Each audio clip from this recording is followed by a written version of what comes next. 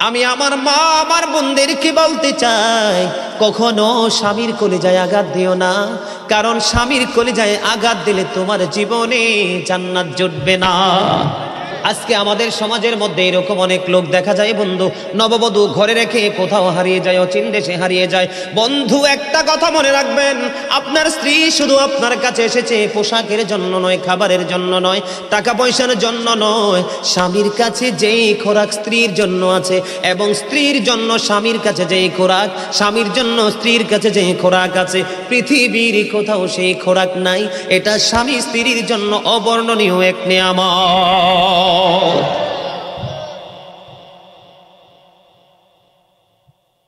মনু হাসতাছ কির ফিন্নি কি হইছে? কি জানি মনে হইছে রোমান্টিক আলোচনা। তো কি আলোচনা? আরে ভেরি ফ্যান্টাস্টিক, ঠিক কেন বলে? আরো জোরে না রে ভাই। চামড়া বুড়ো হইলে কি হয়েছে? প্রেম তো আর বুড়া হয় না। প্রেম কি চামড়ায় থাকে না কালবে থাকে? কালবে থাকে। বুঝতে হবে তো। আমার নবী রোমান্টিক সময়টাকে কি বাদ দিয়েছে নাকি শক্ত করে ধরেছে? কথা বলে না কেন? স্বামী স্ত্রীর মধ্যে যে প্রেমের আবেগ ঘন মুহূর্ত তৈরি হয় রে 14 গ্রামের যুবক, আমার দাদা ভাই যারা বুড়ো হয়ে গেছো, এখনো দাদু দুনিয়ার বুকে বেঁচে আছে, এখনো যদি দাদু যদি এক খিলি পান তোমাকে মজা করে বানায়া দেয়, পান চিবাইতে চিবাইতে তোমার ঠোঁটগুলো লাল হয়ে গেল, জিহ্বাটা লাল হয়ে গেল, আর দুজনের মধ্যে আবেগ ঘন মুহূর্ত তৈরি হলো। আমার নবী বলেছে স্বামী স্ত্রী এই রোমান্টিক সময়টাতে যদি একটা ঘন্টা যদি কাটাইতে পারে রে, তাহলে 1 বছরের নফল ইবাদতের সওয়াব দিয়ে দিবে। আমার নবী আমলের জন্য কি স্বামী স্ত্রীর প্রেম কি অস্বীকার করলো নাকি শক্ত করে বেঁধে দিল? এরে যুবক, বউকে কষ্ট দিও না। স্বামী স্ত্রী যদি কিয়ামতের দিন কমপ্লেইন করে, তুমি যত বড় মোল্লা সাহেব হাজী সাহেব হন, নসিবই জুটবে না। আমি আমার মা আমার বোনদেরকে বলতে চাই, কখনো স্বামীর কলিজায় আঘাত দিও না, কারণ স্বামীর কলিজায় আঘাত দিলে তোমার জীবনে জান্নাত জুটবে না। আমি সব সময় বলি বন্ধু, আইসো ভবে যাইতে হবে কবরে, হিসাব নিকাশ দিতে গো হবে হাসরে। আল্লাহুম্মা লা মুহাম্মাদ ওয়া আলা আলি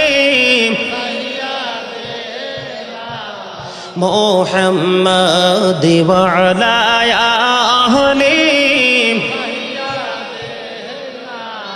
মোহাম্মদ। কারবা বাহারি কারবা ঘর কারবা কি, যখনই চলিয়ারে যাবে প্রাণ পাখি। আল্লাহুম্মা মহব্বতে মুহাম্মাদ ওয়া আলা আলি মুহাম্মদ। জোরে জোরে বলেন আলহামদুলিল্লাহ। বন্ধুরে আমার, এই জন্য বলেছি অটো দিয়ে রিক্সা দিয়ে চিনজি দিয়ে আসলে আপনি সওয়াব থেকে বঞ্চিত হয়ে যাবেন। যার বাড়ি যত দূর সে তত বেশি নিয়ামতের অধিকারী হবে। এইগুলো হলো আমার রাসূলের আদর্শ, নবীর শিক্ষা। আজকে সেই শিক্ষা থেকে দূরে এত দূরে চলে গেছি, মনে হয় যেন সুখ ও চিন পড়ে চলে গেছে। বন্ধুরে আমার, আমি আমার নবীর জীবন থেকে যদি আপনাদেরকে আরেকটা এক্সাম্পল দেই বন্ধু, এখন আমি আমাদের দেশে স্বামী স্ত্রীর মধ্যে গলদ আছে না নাই? বর্তমান সমাজের যুবক যুবতী নববধূ নবদম্পতি যারা স্বামী স্ত্রী, তাদের মধ্যে ম্যাক্সিমামই কলহ আছে না নাই? বন্ধুরে আমার, সাহাবী একজন, তার নাম হলো আব্দুল্লাহ। আমার দিকে তাকান। স্বামী তার স্ত্রীর কাছে আসে না, স্ত্রী তার স্বামীর কাছে আসে না। আমার ওয়াজগুলো এমন টপিকস আকারে ছোট ছোট কোট করে বন্ধু, বিরক্ত হন? একটু আওয়াজ দরকার আছে না? এগুলো বাস্তবতার দরকার আছে না নাই? বন্ধুরে আবার, আমি আপনাদেরকে রাসূলের আদর্শ নিয়ে আজকে আলোচনা করব। চিন্তা করে এসেছে রাসূল কিভাবে আমাদেরকে দিন সম্পর্কে অ্যাক্টিভ করেছেন। বন্ধু, বিয়ে হলো সাহাবী একজনের 3 দিন হয়ে গেল। 3 দিন 3 রাত্র পার হয়ে গেল, সে তার স্ত্রীর সাথে বন্ধু দেখা করতে এখনো আসে না। চুরিও করে না, মদও খায় না, গাঁজাও খায় না, ইয়াবাও করে, নেশাগ্রস্ত না। সে নামাজ পড়ে, শুধু রোজা করে আল্লাহকে ডাকে, আল্লাহর গোলামি করতেছে। দেখতে দেখতে দেখতে দেখতে বন্ধু 3 দিন 3 রাত্র পার হয়ে গেল। 3 দিন 3 রাত্র পার হয়ে যাওয়ার পরে এবার বন্ধু কি করলেন, আমার নবী ওই ছেলের বাবা বন্ধু পুত্রবধূর কাছে আসলেন। পুত্রবধূর কাছ থেকে তার ভালো মন্দ জানার জন্য এসে ডাক দিলেন বৌমাকে। বৌমা সালাম দিলেন। সালাম দেওয়ার পরে এবার ওনার পুত্র সম্পর্কে যখন জিজ্ঞেস করলো, এবার স্ত্রী একটা ডাক দিয়ে বলল, শ্বশুরকে ডেকে বলতেছে, বাবা গো, আপনার ছেলে অত্যন্ত নম্র, অত্যন্ত ভদ্র, অত্যন্ত পরেশগার, অত্যন্ত সুচরিত্রের অধিকারী, উত্তম চরিত্রের অধিকারী। বাবা, বিয়ে হয়েছে, কবুল বলে শরীয়তের আইনে বেদে আমাকে ঘরে তুলে নিয়ে এসেছে। আজকে 3 দিন পার হয়ে গেল গো, এখনো পর্যন্ত আমি আপনার ছেলেকে দেখতে পাইনি। জোরে জোরে আল্লাহু আকবার। কয়দিন পার হয়ে গেল? 3 দিন পার হয়ে গেল। বাংলা বই থেকে বন্ধু কালেক্ট করা এগুলো হাদিস শরীফ, এগুলো এই শিক্ষাগুলো আমাদের যদি গ্রহণ করতে পারি, তাহলে এই দুনিয়ায় হব আমরা ধন্য এবং পরকালে আমরা হব 100% পুরস্কার প্রাপ্ত। ঠিক কিনা বলেন? এবার বন্ধু 3 দিন হয়ে গেল, বন্ধু আসতে পারে না, এখনো পর্যন্ত ছেলেটা তার স্ত্রীর কাছে আসলো না। এবার বাবা পৃথিবীর কাউকে বন্ধু বললেন না, দৌড়ে চলে গেলেন প্রাণের নবীর কাছে, যাইয়া নবীকে সালাম দিলেন, ইয়া রাসূলুল্লাহ, ইয়া হাবিবাল্লাহ, নবী গো, ও প্রাণের নবী, আমার ছেলেটাকে 3 দিন হলো আমার সন্তানকে বিয়ে করিয়েছি। আজকে 3 দিন 3 রাত্র পার হয়ে গেল, এখনো সে তার বউয়ের সাথে দেখা করলো না। এবার আমার নবী শোনার পরে সন্তানকে ডাকলেন, ওই সাহাবী আব্দুল্লাহকে ডাকলেন। ডাকার পরে সে আমার নবীর কাছে যখন বন্ধু হাজিরা দিলেন, আমার নবী বলল, তোমার স্ত্রী তোমার একটা অংশ। কারণ তুমি শুধু নামাজে সারাদিন মসজিদে পড়ে থাকলে চলবে না। দাদা কি ভুল বলছি? সারাদিন তুমি মসজিদে সেজদা দিয়ে থাকলে চলবে না। ও বন্ধু, তুমি 3 দিন 3 রাত্র 4 দিন 4 রাত 1 মাস 2 মাস 3 মাস শুধু তুমি পথে পথে ঘুরে ঘুরে আল্লাহর গোলামি করলে চলবে না। তুমি মুমিন হতে হলে নবীর আদর্শকে তুমি আপন করে নিতে হবে। গোলামির সময় আল্লাহর গোলামি করবা, কারণ সময় যখন হবে স্ত্রীর হকও তোমাকে আদায় করতে হবে। কথা বলেন না কেন? আমার নবী তো তাকে আদর করতে পারতো না? কথা বলে না, পারতো না। সে তো মদও খায়নি, গাঁজাও খায়নি, নেশাও করেনি, জো খেলেনি, পৃথিবীর নষ্ট কোনো কাজ করেনি। বন্ধু, সে আল্লাহর গোলামিতে ব্যস্ত। আমার নবী তাকে শাসন করলেন। শাসনের ভাষাটা ছিল কোরআন হাদিসের দৃষ্টিকোণ সঙ্গত ভাষা। বন্ধু, আমার নবী বললেন, স্ত্রীর হক আদায় করতে হবে, তুমি তোমার স্ত্রীর কাছে চলে যাও। আমার নবী আল্লাহর গোলামির জন্য বাস্তবতা, এটা কি ভুলে গেছে নাকি এটা মনে করিয়ে দিয়েছে? কথা বলেন না কেন? আজমাইন। আম্মা বা'দু ফাআউযু বিল্লাহি মিনাশ শাইতানির রাজীম। বিসমিল্লাহির রাহমানির রাহিম। يا أيها الذين آمنوا قوا أنفسكم وأهلكم نارا صدق الله المولانا العظيم وصدق رسوله النبي الحبيب الكريم إن الله وملائكته يصلون على النبي يا أيها الذين آمنوا صلوا عليه وسلموا تسليما اللهم صل على مولانا محمد وعلى آل سيدنا مولانا محمد উড়ি জৌরে রাতের হাওয়া জৌরে সোনার মদিনা উড়ি জৌরে বাংলার হাওয়া জৌরে সোনার মদিনা এই মজলিসের সালাম খানি পৌঁছে দিও নবীজির পাকের আওয়াজ আল্লাহুম্মা সাল্লি আলা মাওলানা মুহাম্মদ ওয়া আলা আলি সাইয়্যিদিনা মাওলানা মুহাম্মদ মোরা সবাই গুনাহগার গো এসেছি আপনার দরবারে যার সিলাই সৃষ্টি করছেন মাফ করেন তার খাতিরে আল্লাহুম্মা সাল্লি আলা مولانا محمد وعلى آل سيدنا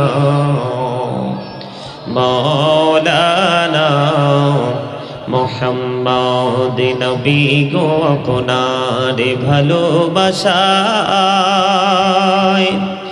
জীবনের গোনা ঝরে যায়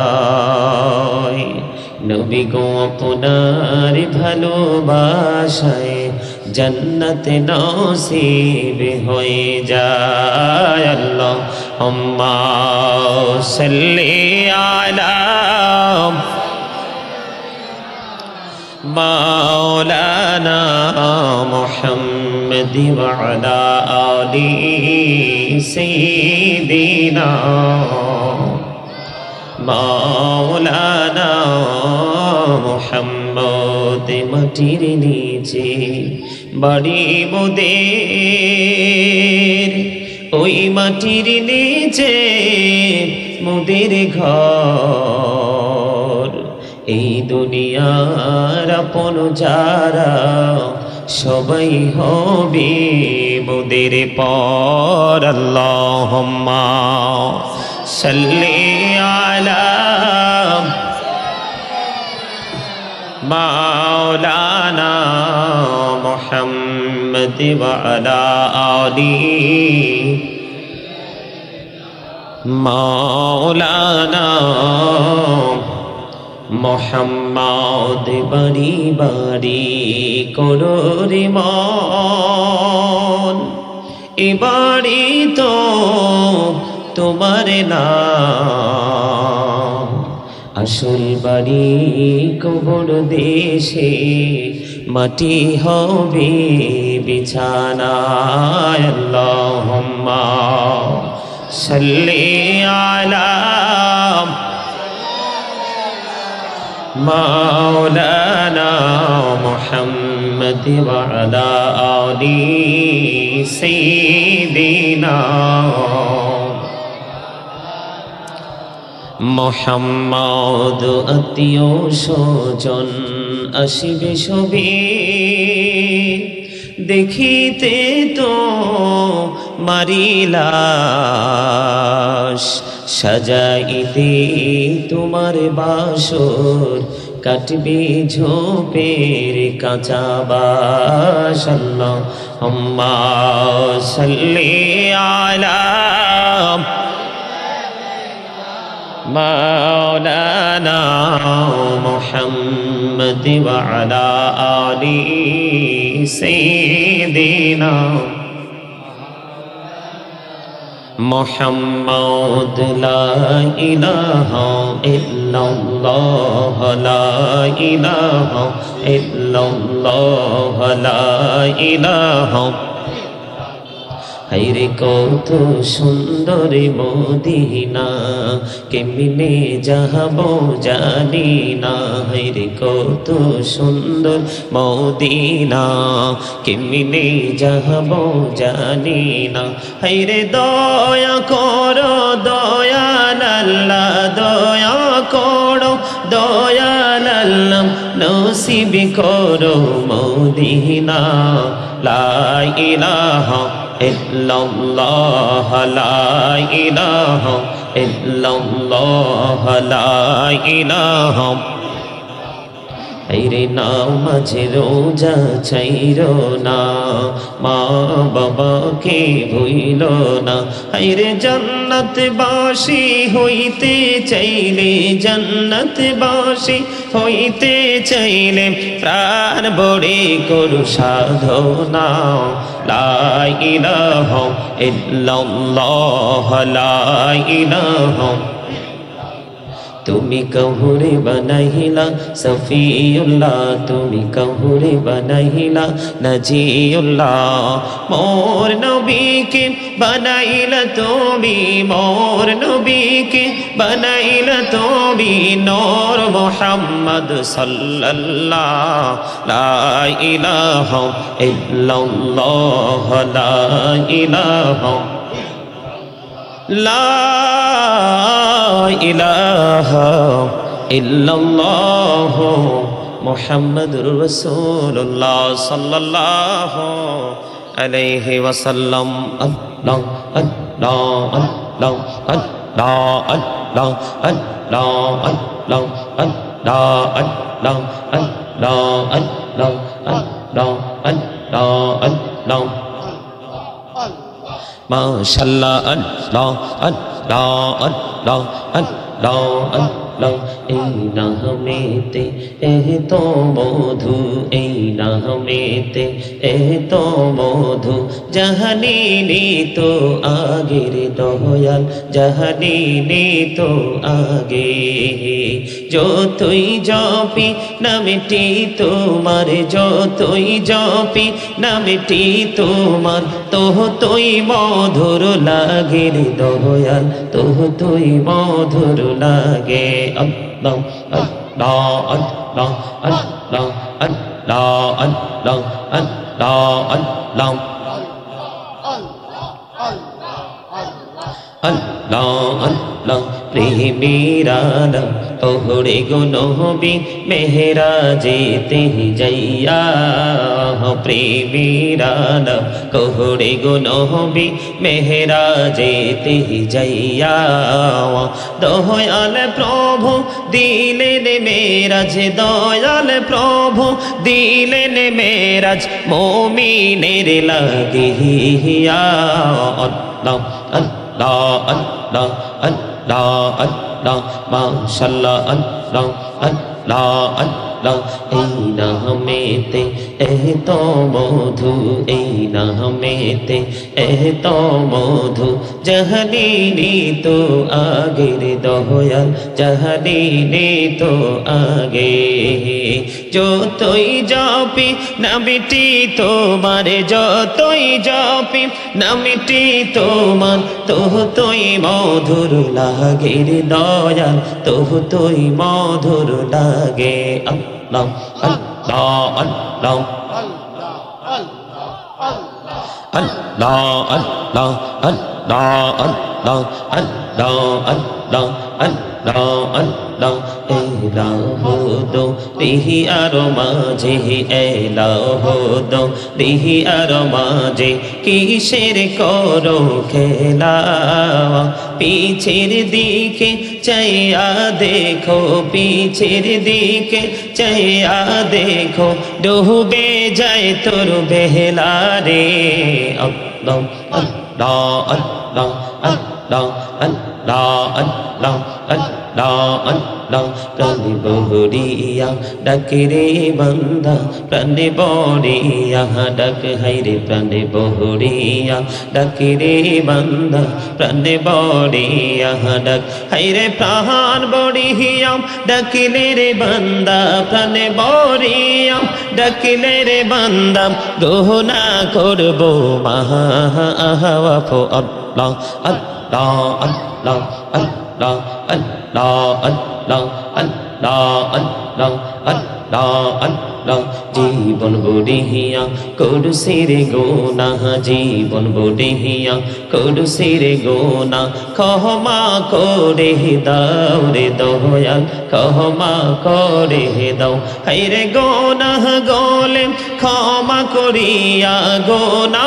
গোলে ক্ষমা করিয়া কবুল করে নাও রে দয়াল কবুল করে নাও আল্লাহ আল্লাহ আল্লাহ আল্লাহ আল্লাহ আল্লাহ আল্লাহ দেইকা হইলেন আল্লাহর ওলি গৌসুল আজম নাম যার শুনি বেলায়েতের আলোই বরলো বেলায়েতের আলোই বরলো পাখি ভূমি বাগিতা তো আল্লাহ আল্লাহ আল্লাহ আল্লাহ আল্লাহ দেইকা হইলেন আল্লাহর ওলি শাহজালাল নাম যার শুনি সোরে মহানদী পারে হয়ে যায় সোরে মহানদী পারে হয়ে যায় বিছানা যার পাহা গো আল্লাহ আল্লাহ আল্লাহ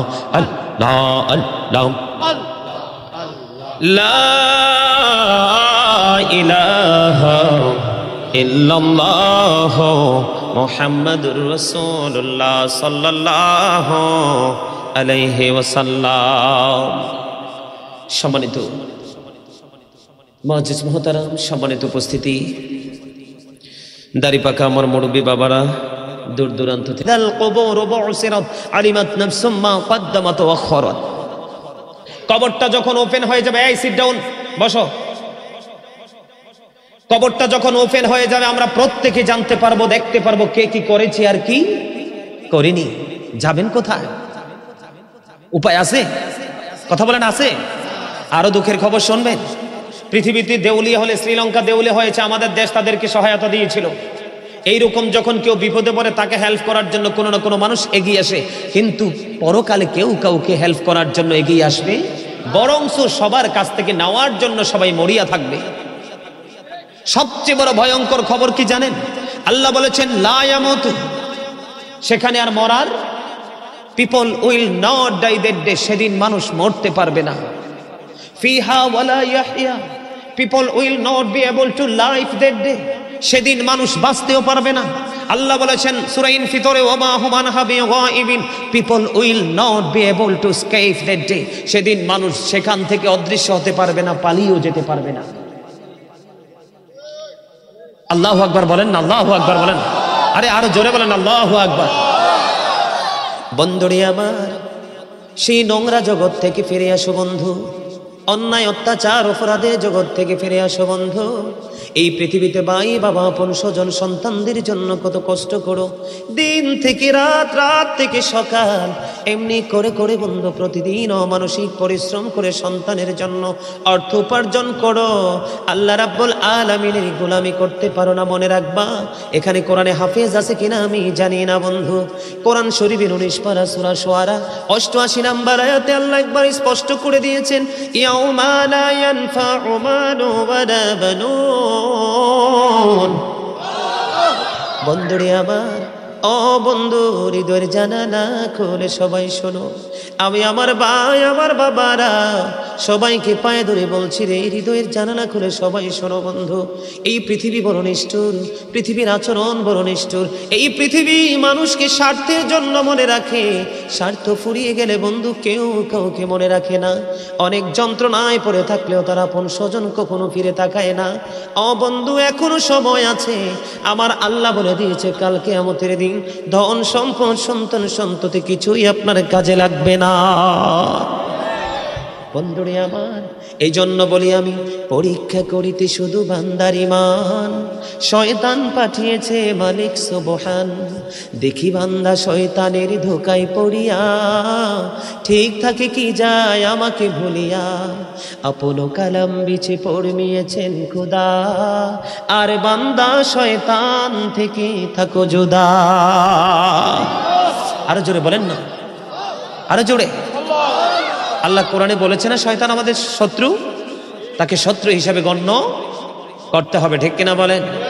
পদ্মা মেঘনা যমুনার তীরে কত ঢেউ চলে যায় আসে না তো ফিরে, বলেন পদ্মা মেঘনা যমুনার তীরে কত ঢেউ চলে যায় আসে না তো ফিরে, আমিও চলে যাব এমনি করে, আসব না কভু ফিরে, বলেন পদ্মা মেঘনা যমুনার তীরে কত ঢেউ চলে যায় আসে না তো ফিরে। মানুষের জীবনটাও এরকম, ঢেউ যেমন ভাটার দিকে চলে গেলে আর রিটার্ন করে না, মানুষ একবার চলে গেলে আর ফিরে আসার সুযোগ, ঠিক কিনা বলেন? আছে, আছে। কাগজ কাটি কার ঘুড়ি বানা কার उड़ाता है आसमान में, घुड़ी बेचारा क्या करेगा রশি মাওলা का हाथ में, যখন তোমার কেউ ছিল না তখন ছিলাম আমি, এখন তোমার সব হয়েছে পর হয়েছে আমি, যখন তোমার কেউ রবে না রব শুধু আমি, আমার কাছে আসতে হবে মনে রেখো তুমি, ঠিক কিনা বলেন? অস্বীকার করতে পারবেন? অস্বীকার করার কোনো সুযোগ নাই। আমি একটু সরে সরে আপনাদেরকে বলেছি যেন আপনাদের কাছে ভালো লাগে, আলোচনার শুনতে যেন আপনাদের মন মানসিকতা যেন একটু চেঞ্জ হয়, আল্লাহ রাসূলের প্রেম যেন আপনার সিনায় তৈরি হয়। বন্ধুরে আমার, মিশকাত শরীফের মধ্যে এসেছে হাদিসখানা, বন্ধ বুখারী শরীফের মধ্যে এসেছে হাদিসখানা। ও বন্ধু, হযরতে আনাস রাদিয়াল্লাহু তাআলা আনহু থেকে হাদিসখানা বর্ণিত। জন এক ব্যক্তি এসে প্রশ্ন করলো, ইয়া রাসূলুল্লাহ, ইয়া হাবিবাল্লাহ, নবী গো, কিয়ামত কখন হবে গো? এবার আমার নবী বন্ধু উত্তর দিয়ে দিলেন, তুমি কিয়ামতের দিনের জন্য কে প্রস্তুতি নিয়েছো? ইয়া রাসূলুল্লাহ, ইয়া হাবিবাল্লাহ, নবী গো, কিয়ামতের দিনের জন্য কোনো প্রস্তুতি নিতে পারিনি, তবে আল্লাহ এবং আল্লাহর হাবিবকে ভালোবাসি। রে 14 গ্রামের মানুষ, হৃদয় খুলে শোনো রে, আমার ভাই, আমার বাবারা, আমার মা, আমার বোনেরা, সবাইকে বলছি গো, নবীকে উত্তর দিয়ে দিয়েছে। নবীকে প্রশ্ন করতে দেরি রে, আমার নবী একটা উত্তর দিতে দেরি করলো না।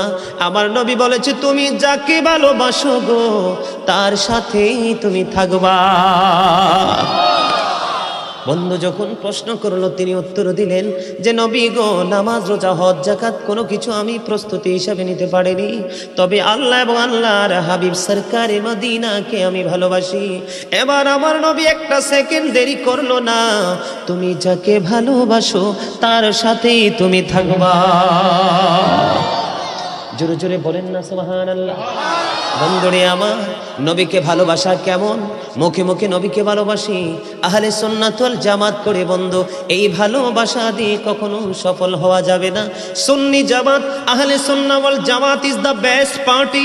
সুন্নি জামাত হলো শ্রেষ্ঠ দল। ও বন্ধু, জান্নাতের ঘোষণা প্রাপ্ত বন্ধু। তবে সুন্নিয়ত কাকে বলে, কয় প্রকার ও কি কি, সেটা আমাদের জানা থাকতে হবে। ফরজ ইবাদত বলেন, ওয়াজিব ইবাদত বলেন, সুন্নাত ইবাদত বলেন, নবী আল্লাহর ওয়ার্ডার যতগুলো আমল হিসাব আমাদেরকে করার অনুমতি দেওয়া হয়েছে, সবগুলো নবীর দেখানো পদ্ধতিতে আমল করার নামই হলো সুন্নিয়ত, ঠিক কিনা বলেন? আর জোরে, সেই দিকে আমাদের যাওয়ার দরকার আছে না নাই? আর জোরে বলেন। বন্ধুরে আমার, এমনটি নয় যে আমি সুন্নি জামাত পালন করতে হলে, ইসলামের সুশীতল ছায়া থাকতে হলে আমাকে শুধু সুন্নিয়তি করতে হবে, কোরআন হাদিসের আইনি মানতে হবে, আমি বাস্তবতাকে প্রত্যাখ্যান করব, এমনটি কিন্তু নয়। বন্ধুরে আমার, আমি আমার মূল আলোচনায় যাচ্ছি। এতক্ষণ যে আলোচনা আপনাদেরকে শুনিয়েছি, এগুলো মূলত আমার আপনাদেরকে বোঝানোর জন্য, অ্যাক্টিভ করার জন্য, মানসিকতাকে মাহফিলের প্রতি, দিনের প্রতি বন্ধু তৈরি করার জন্য এতক্ষণ আমার কথাগুলো বলা। এখন আমি ধীরে ধীরে আমার মূল আলোচনায় যাব। আপনারা আমাকে সময় দিতে রাজি আছেন তো? সবাই রাজি? কে কে হাত তুলে দেখান, আরো জোরে সোজা করে হাত নামা। আল্লাহু আকবার, আল্লাহু আকবার।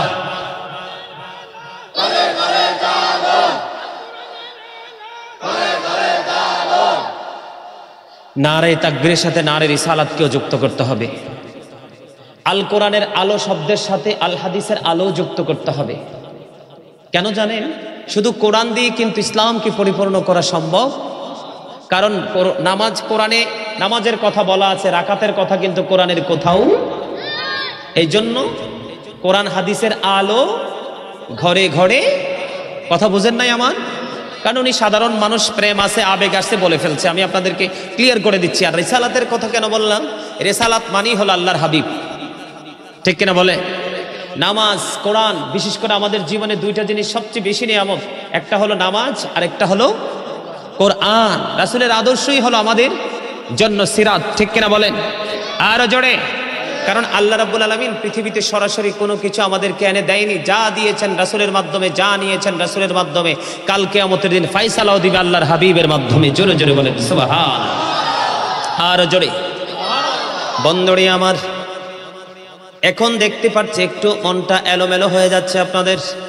আমার দিকে তাকান, আরেকটু ওয়াজ করে তারপরে মূল দিকে ধাবিত হব। ধৈর্য ধরে বসবেন বন্ধু। এই যে প্র্যাকটিক্যালি আমরা একজন আরেকজনকে দেখতে পাই, কি পাই? প্র্যাকটিক্যালি একজন আরেকজনকে আমরা দেখতে পাই ডাইনে বামে। এদেরকে আমরা বাংলা ভাষায় বলি মানুষ। কি? মাথা থেকে পা পর্যন্ত বডিটার নামে তো না অন্য কিছু।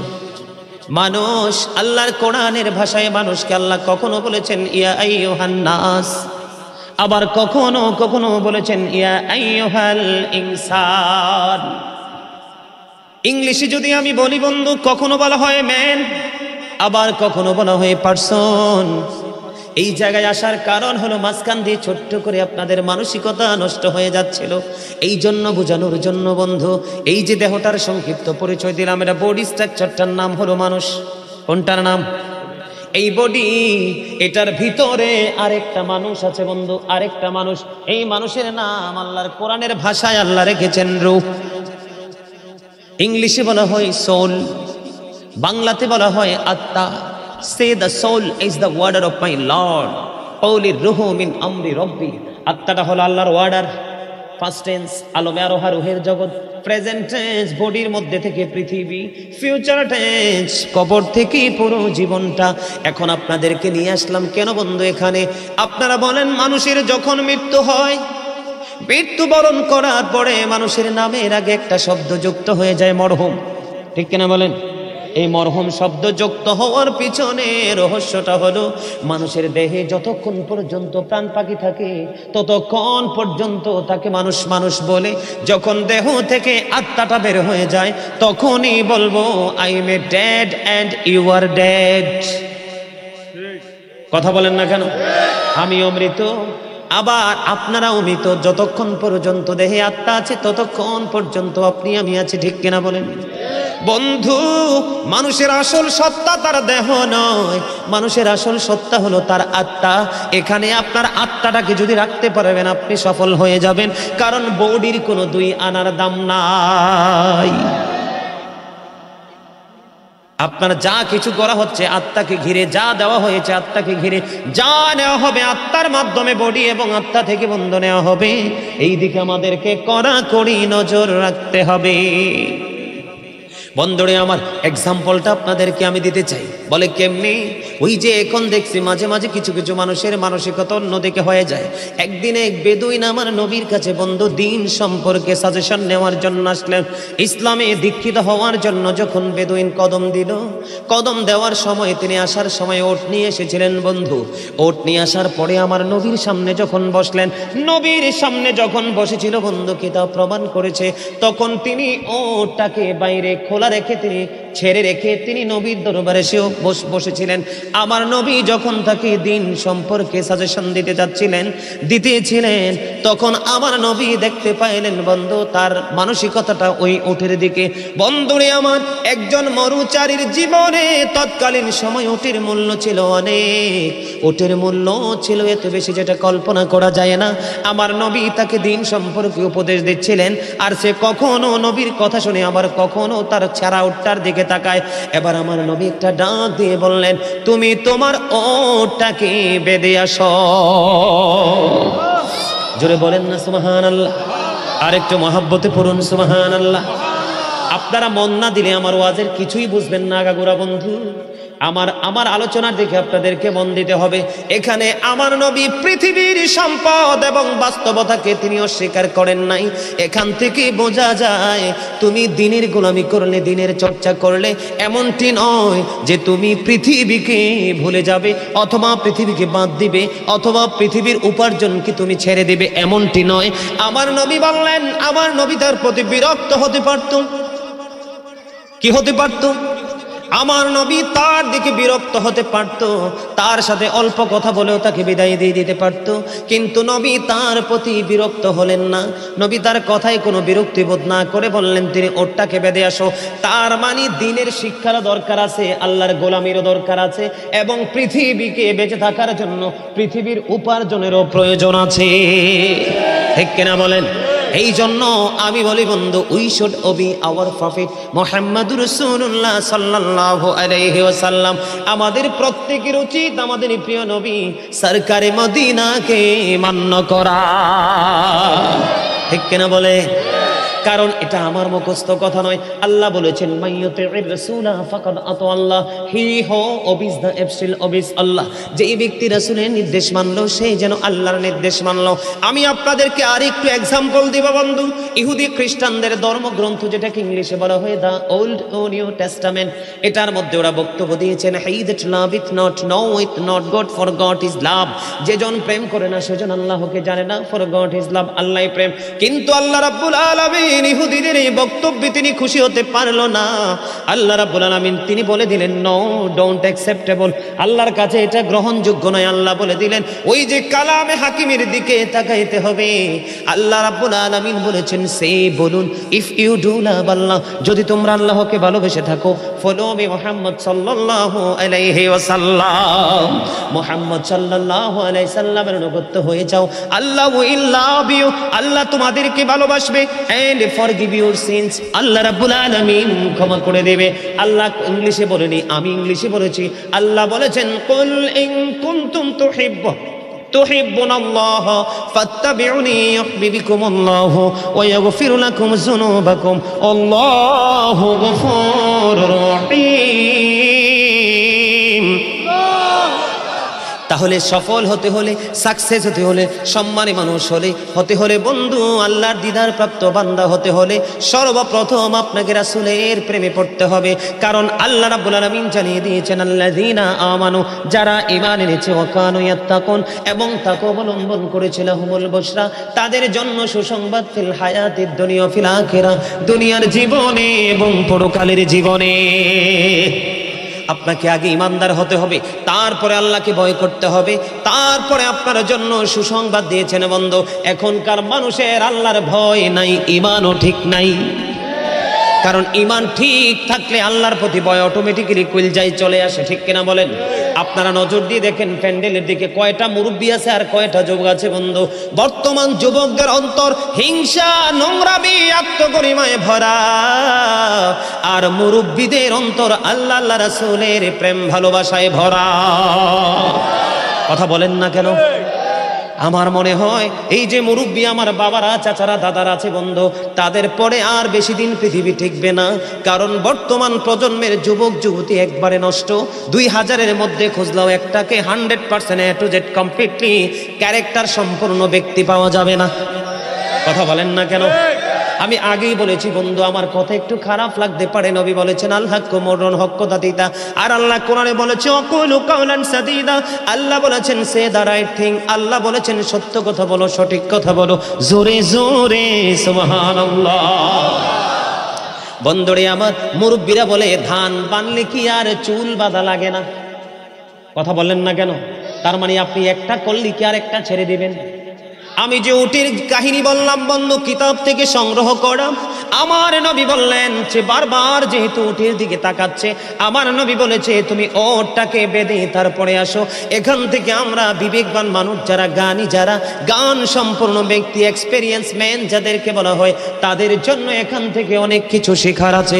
আজকে যারা মাহফিলে বসেও বন্ধু বাড়ির চিন্তা করছেন, দোকানের চিন্তা করছেন, আপনি কি জানেন না আজকে যে এইখানে মাহফিল হবে, জান্নাতের বাগান হবে, রহমতের ফেরেশতারা আজকে আপনাদের এই পুরো আঙ্গিনা ঘেরাও করে রেখেছে, একজন একজন করে বন্ধু জান্নাতের বাগানে কদম দিতেছে, আর ফেরেশতারা তাদের নোটবুকে তার নাম উল্লেখ লিপিবদ্ধ করতেছে। জোরে জোরে সুবহানাল্লাহ। একটা মুমিন, প্রকৃত মুমিন, ওই যে আমার নবীর কাছে বেদুইন দিন শিক্ষা নিতে আসলেন, তিনি উটটাকে ছেড়েছেন এই জন্য আমার নবী তাকে বললেন ওটটাকে বেঁধে আসো। আমার নবী পৃথিবীকেও ছোট করে দেখেনি, তার দুনিয়ার সম্পদকেও ছোট করে দেখেনি, এবং দিনের শিক্ষা যে নিতে এসেছে এই দিতে গিয়ে আমার নবী তার প্রতি কোনো বিরক্তি বোধ হয়নি। এই জন্য বুদ্ধিমানের কাজ হলো জুমার দিন যখন আসবে বন্ধু, সব কাজ কমপ্লিট করে তুমি মসজিদে চলে যাও, যেন তোমার পিছুটা না থাকে। বলে কেন? আমাদের দোষের কিন্তু বন্ধু শেষ নাই। জুমার দিনে মুসল্লিরা যায় সবার পরে এবং বের হয়, ইমাম সাহেব যখন ডানে বামে সালাম ফেরায়, মনে হয় যেন বন্ধু বিশ্বযুদ্ধ শুরু হয়ে গেছে, কার আগে কে রে বার হয়ে যাবে। অথচ আমার নবীর আদর্শ নিয়ে আমি আজকে ওয়াজ করছি বন্ধু, ডিস্টার্ব, ডোন্ট ডিস্টার্ব মি। তোমরা আমি বললে আওয়াজ দিবে, নয়তো চুপ করে আলোচনা শুনবে, কারণ আজকের সময় অত্যন্ত গুরুত্বপূর্ণ। কারণ আমি যদি 5 মিনিট সময় পাই, একটা হাদিস শোনাতে পারবো। হয়তো বা এই একটা হাদিসে আপনাদের কারো না কারো হৃদয়ে ছুঁয়ে যেতে পারে, আর এটাই আপনার জীবনের জন্য, হেদায়েতের জন্য যথেষ্ট হতে পারে। বন্ধু, মুসল্লিরা যায় রে সবার পরে, বের হয়ে আসে সবার আগে, এটা মুসলমানের কখনো চরিত্র হতে পারে না, তাকওয়া সম্পূর্ণ ব্যক্তির আদর্শ কখনো হতে পারে না। হাদিস শরীফ খুলে দেখি বন্ধু, আমার নবী বলেছেন, রে আমার উম্মত, জুমার দিন সাইয়্যিদুল আইয়াম, সব দিনের চাইতে শ্রেষ্ঠ। ঈদুল ফিতর, ঈদুল আজহার দিনের চাইতেও দামি। এই জুমার দিনের ফজিলত বরকত নিয়ে আলোচনা করলে বন্ধু রাত একটাই কভার করা যাবে না, এত বরকত এই জুমার দিনের। আমার নবী বলেছে, উম্মতের দল, জুমার দিনে কেউ যদি সবার আগে মসজিদে যায় আর সবার পরে যদি কেউ মসজিদ থেকে বের হয়, আপনি যাবেন, সবার আগে যাওয়ার আগে সুন্দর করে গোসল করবেন, উত্তম জামা, নতুন জামা পরবেন, আতর গোলাপ লাগাবেন। আপনি রাস্তা দিয়ে হেঁটে গেলে মানুষ যেন বলতে পারে যে মসজিদের মুসল্লি হেঁটে যায়, আর চারপাশ বন্ধু সুঘ্রাণে মুখরিত হয়ে যাবে। এমন ভাবে সবার আগে বন্ধু মসজিদে যাবেন, যাইয়া মসজিদে ঢুকার সময় ডান পাওটা দিয়ে মসজিদে ঢুকবেন, ঢুকে গিয়ে নামাজের শুরুতে বসে যাবেন। বসে যখন আপনি আল্লাহর ইবাদত করতে করতে করতে করতে সব মুসল্লি বন্ধু বের হয়ে যাচ্ছে, আপনারা তাড়াহুড়া করার দরকার নেই, কারণ মনে রাখতে হবে আসছি সবাই যেমনি একা একা, আবার যাব একা একা, হিসাবও দিতে হবে একা একা। পৃথিবীর সব মানুষ পর হয়ে গেল আমার কোনো সমস্যা নেই, আমার আল্লাহ এবং নবী আমার আপন হলে আই এম ভেরি সাকসেস। আমার নবী বলেছেন, বন্ধুরে 14 গ্রামের মানুষ বিরক্ত হইও না, আমাকে বন্ধু কেউ শত্রু মনে করো না, আমি তোমাদেরকে জাস্ট উপদেশ দিচ্ছি, মানা না মানা তোমাদের ব্যাপার। হেদায়েতের হাত কিন্তু আল্লাহর কুদরতি হাত, আমার কাছে কিছু নেই, আমি শুধু উপদেশ দিব, ইনস্ট্রাকশন দেব। বন্ধু, নবী বলেছেন সবার আগে তোমরা মসজিদে চলে যাবে, বের হবে সবার পরে, যার বাড়ি যত দূর, তোমার যত কদম বেশি লাগবে যাইতে, প্রত্যেকটা কদমের বিনিময় তোমার আমল নামায় 1 বছরের নফল ইবাদতের সওয়াব দেওয়া হবে।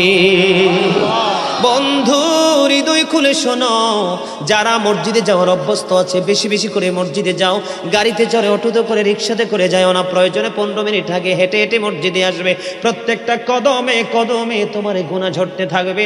মসজিদ থেকে রিটার্ন যখন করবে বাড়ির দিকে, প্রত্যেকটা কদমে কদমে নফল ইবাদতের সওয়াব ঢুকতে থাকবে। জোরে জোরে বন্ধু সুবহানাল্লাহ, আর জোরে সুবহানাল্লাহ। বন্ধুরে আমার, আমি ওই ভিতরের দিকে যাইতে চাই না, আমি শুধু আপনাদেরকে এক্সাম্পল দেব। আজকে নিতে রাজি আছেন না নাই? আমার এই আলোচনা আপনাদের কাছে ভালো লাগে? ইমানদারের কাছে ভালো লাগবে, কারণ এগুলোর মধ্যে বিন্দু পরিমাণ কোনো গলদ নাই। বন্ধুরে আমার, এবার আমি আপনাদেরকে আরেকটা জায়গায় নিয়ে যাব। বিশাল লম্বা জামাত শুরু হয়ে গেল, বিশেষ করে জুমার দিন অনেক লম্বা সময় মুসল্লিরা মসজিদে থাকতে হয়, হয় কি হয় না? অনেক লম্বা সময় মসজিদে থাকতে হয়। আসার পরে খুতবার বাংলা তরজমা হয়। প্রথমত মসজিদে গিয়ে বন্ধু সুন্নাত নামাজগুলো পড়ে কি পড়ে না? এখানে অনেক সময় বন্ধ পার হয়ে যায়।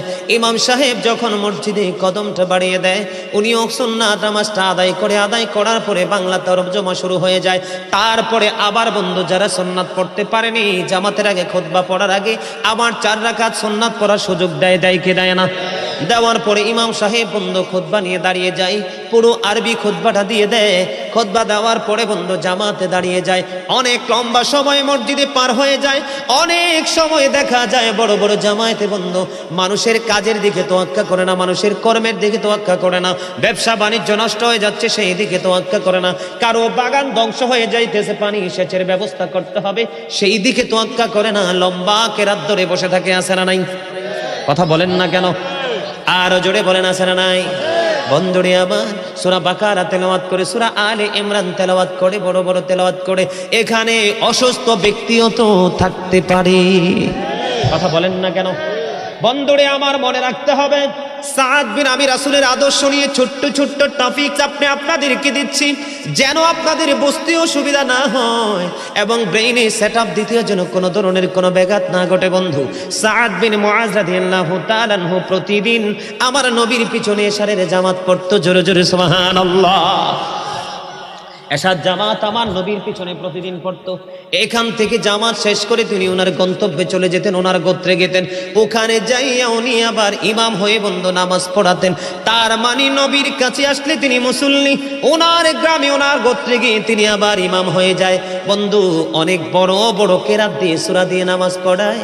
একদিনে খেজুর বাগানের মালিক অনেক লম্বা কেরাত দিয়ে নামাজ পড়ার কারণে, অনেক লম্বা কেরাত দিয়ে নামাজ পড়ার কারণে, এই নামাজ পড়ার কারণে নেক্সট দিন বন্ধু ওই খেজুর বাগানের মালিক আর নামাজটা জামাতে পড়লো না।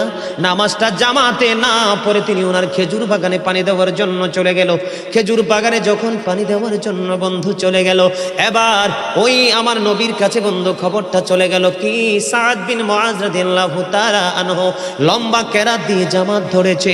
জামাত ধরার কারণে আরেকজন মুসল্লির খেজুর বাগানের পানি দেওয়ার সময় মাইনাস হয়ে যায়।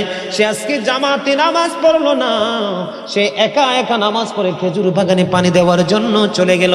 এবার আমার নবী সাদ বিন মুআজকে ডাকলেন এবং যিনি নামাজ ছেড়ে চলে গেল বন্ধু তাদেরকে জরুরি ডেকে পাঠালেন।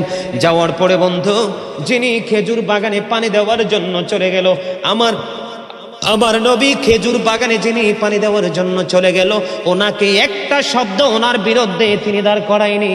সাদ বিন মুআজ ছিল সেই মসজিদের ইমাম, সেই গোত্রের ইমাম। তাকে বলল, তুমি কি বিশৃঙ্খলা সৃষ্টি করতে চাও?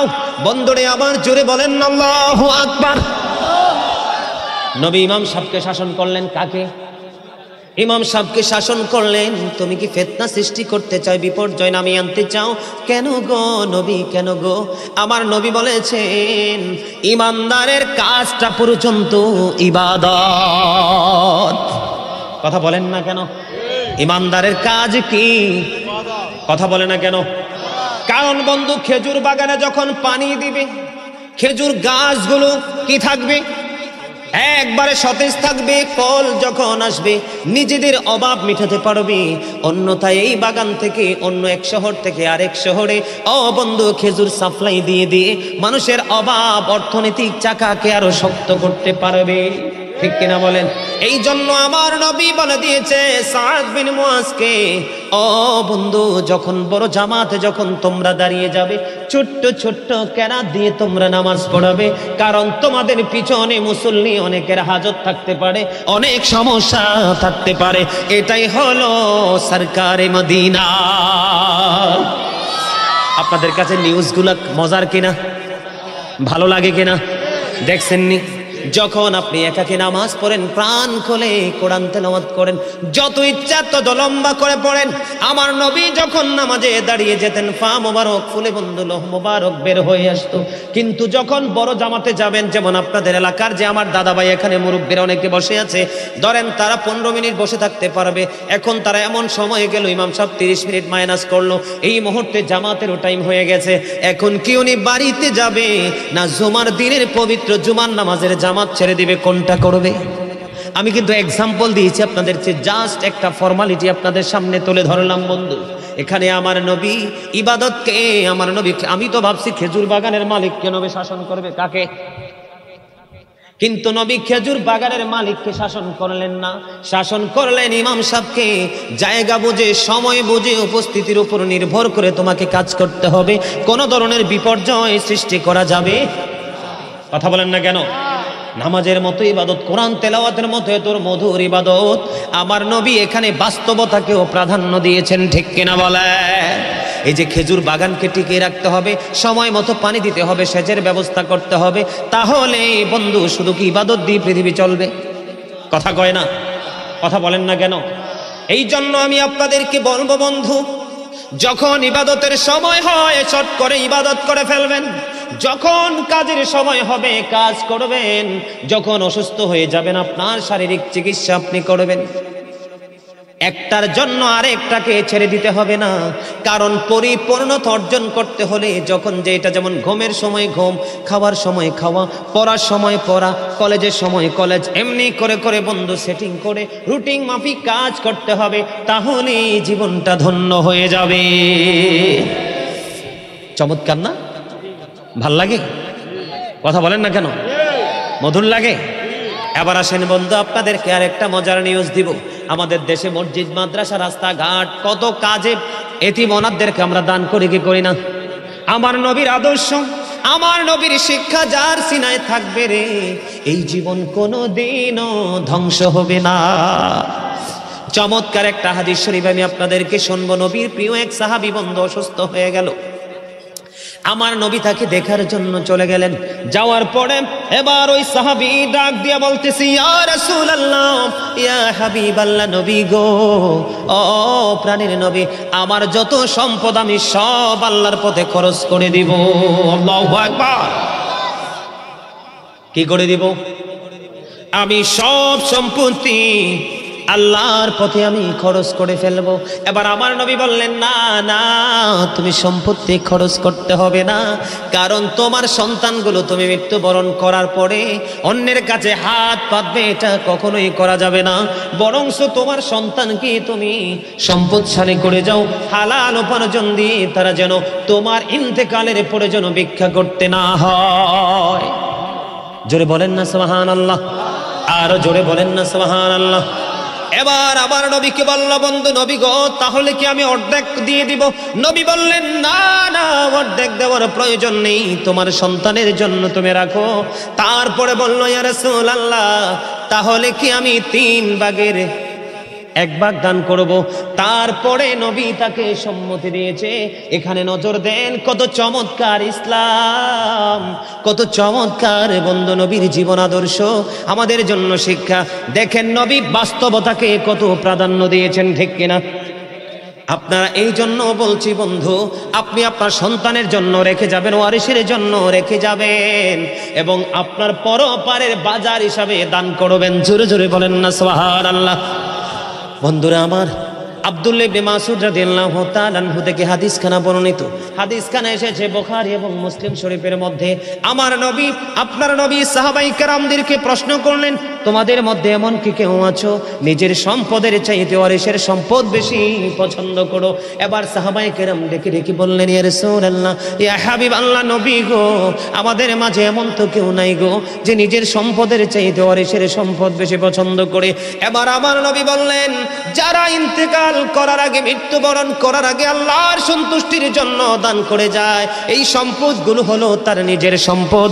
আর পৃথিবীতে জায়গা জমিন গহনা টহনা টাকা পয়সা যা কিছু রেখে যায়, এগুলো সব হলো তার ওয়ারিসের সম্পদ। জোরে জোরে আল্লাহু আকবার। আমার কথা বুঝেন নাই? তার মানে একবারে ভেঙে দেই, মানুষ যখন মারা যায় পৃথিবীতে তার যে অর্জিত সম্পদ এগুলা কি আর মালিকানা দাবি করতে পারে? এগুলোতে আইসা মালিকানা দাবি করতে পারে? নিতে পারে? পারে না। এগুলো তার ওয়ারিশ খাবে, তার আপন স্বজন খাবে, নষ্ট হলে পথভ্রষ্ট পাতে খরচ করবে, ঠিক কিনা বলেন? ইমানদার হলে ভালো কাজে খরচ করবে। এই দিকে দেখেন নবী বলেছেন তুমি দানও করে যাও এবং তোমার সন্তানের জন্য রেখেও। নবী কি বাস্তবতাকে অস্বীকার করেছে? সন্তান বাঁচতে হবে, খাইতে হবে, চলতে হবে, তাদের জীবনে অর্থের প্রয়োজন আছে, পৃথিবীর ফর্মালিটি মেনটেন করতে হবে, এটাকে কি নবী অস্বীকার করেছে? নবীতে পারতো সবগুলো দানের অর্ডার দিতে পারতো, কিন্তু আমার নবী বলেছেন 1/3 কথা যখন বলল তখন নবী একটু সমর্থন দিয়েছেন। এটা কিন্তু আমাদের জন্য বড় ধরনের একটা শিক্ষা। বন্ধুরে আমার, 3 জন রাসূলের জামানায় সিদ্ধান্ত নিল যে নবীর আমলের তুলনায় আমাদের আমল একবারে তুচ্ছ, নবীর আমলের তুলনায় আমাদের আমল বড় নগণ্য। হাদিস শরীফের মধ্যে সে যে 3 জন ব্যক্তিবন্ধু সিদ্ধান্ত নিল। কয়জন? 3 জন সিদ্ধান্ত নিলে একজন বলতেছে আমি বিরামহীন ভাবে কন্টিনিউ রোজা রাখতে থাকবো, আর একজন বলতেছে আমি সারাক্ষণ ইবাদতরত অবস্থায় থাকবো, আর একটা বলতেছে আমি ইবাদতে এত বেশি ব্যস্ত থাকবো আমি আমার স্ত্রীর কাছেও যাব না। 3 জন। কয়জন? এবার নবী শুনতে পাইলেন, আবার নবী আবার একটা ডাক দিয়ে বললেন ক্বালা আইয়ুকুম মিসলি, তোমরা কে আছো আমার মতো? আল্লাহু আকবার বলেন না। নবীর মতো কি কেউ আছে? আপনারা কেউ যদি বলেন নবী আপনার মতো, ঈমান থাকবো নি? নবী কি আপনার মতো? এই পৃথিবী থেকে সূর্যটা 9,13,00,000 মাইল দূরে। সূর্যের আলো পৃথিবীতে আসতে সময় লাগে মাত্র 8 মিনিট 20 সেকেন্ড।